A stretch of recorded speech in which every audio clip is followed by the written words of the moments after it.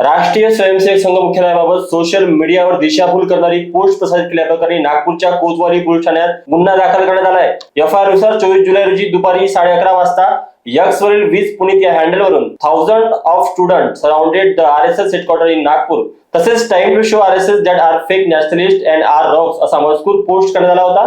Police तपासात ही माहिती खोटी आणि दिशाभूल करणारी असल्याचे समोर आले।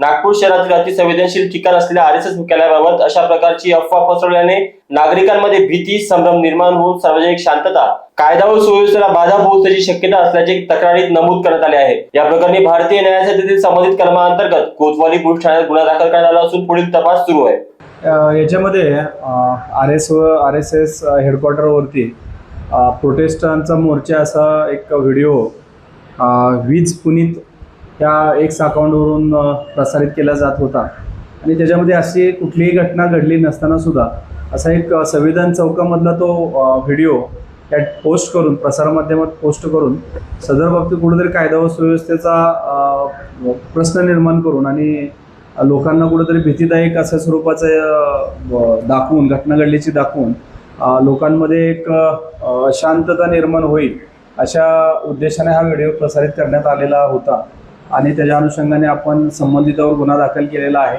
संबंधितांचं अकाउंट कोणाचं होतं, काय होतं, त्याचा मोबाईल नंबर काय, या सर्व गोष्टी आपण सगळं सायबरकडून पडताळणी करून घेतलेल्या आहे। जी आपल्याला माहिती मिळाली त्याच्या अनुषंगाने आपण हा गुन्हा दाखल करण्यात आलेला आहे। लोकवाहिनी मीडियासाठी विशाल बांबडवार यांची रिपोर्ट, नागपूर।